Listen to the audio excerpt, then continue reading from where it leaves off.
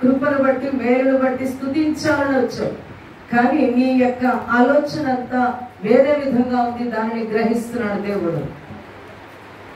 దేవుని సన్నిధికి ఆత్మతో సత్యంతో ఆయన ఆరాధించడానికి, ఆయన మన ఎడల చేసిన మేలులు ఉపకారములను ఆయన సన్నిధిలో చెప్పి సంతోషించి రాబో వారంలో కావలసిన మేలులు పొందుకోవడానికి మందిరానికి రావాలి. హల్లెలూయా.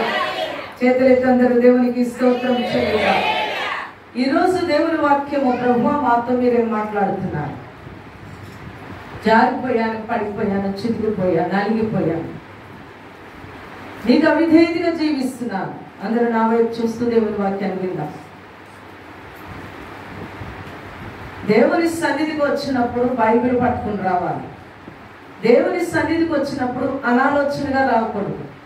దేవుని సన్నిధికి వచ్చినప్పుడు కృతజ్ఞతాభావంతో రావాలి. దేవుని సన్నిధికి వచ్చినప్పుడు మేలులు పొందిన మనము మేలు పొందుకునే లిస్టులో ఉండాలి.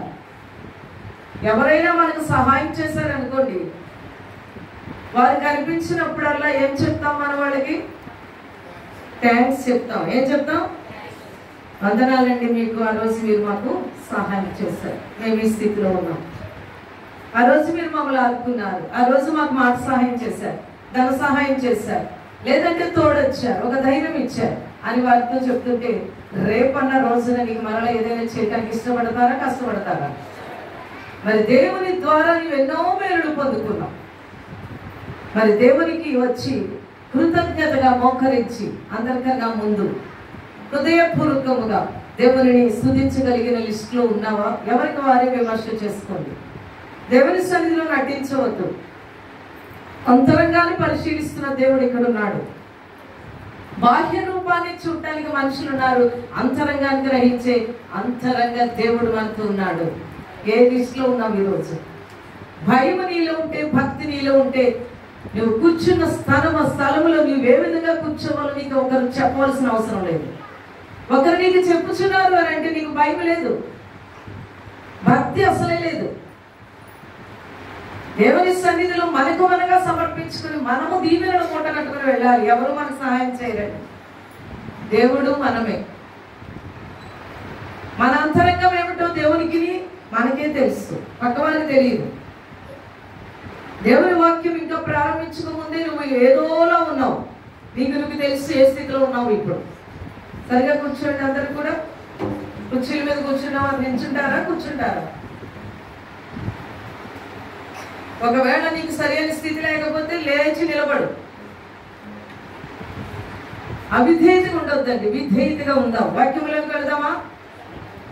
దేవుని సన్నిధిలో దేవుని వాక్యాన్ని ఈ యొక్క మధ్యాహ్న సమయంలో పునరుత్థాన దినమున దేవుడు మనతో మాట్లాడుచున్నటువంటి అమూల్యమైన మాట లూకాసు సువార్త 8వ అధ్యాయం 39వ వచనాన్ని మనం చూద్దాం. దేవుని వాక్యాన్ని చెవి గలవాడు వినును గాక.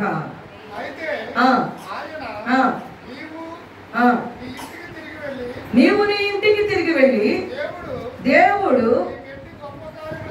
నీకెట్టి గొప్ప కార్యములు చేసెను తెలియచేయమని వానితో చెప్పి వారిని పంపివేసాను.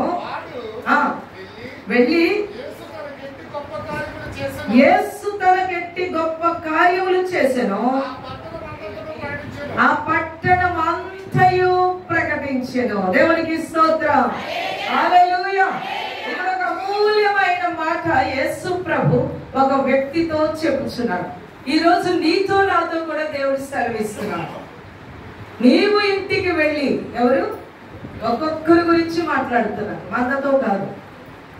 సంఘంలో కూర్చున్న మనందరితో దేవుడు మాట్లాడుతున్నాడు. నీవు నీ ఇంటికి వెళ్ళి దేవుడు నీకెట్టి గొప్ప కార్యములు, ఏ కార్యములు చెప్పాలి? ఎంతమందికి దేవుడు గొప్ప కార్యములు చేశాడు? ఇంకా చేతులు లేవట్లేదు అంటే ఏ కార్యములు నీకు చేయలేదు. చేయకపోతే మనం దేవుని దగ్గరికి రాము. ఎవరో చెప్తే ఒకరోజు వస్తాం, ఎవరో మారిస్తే ఒకరోజు వస్తాం.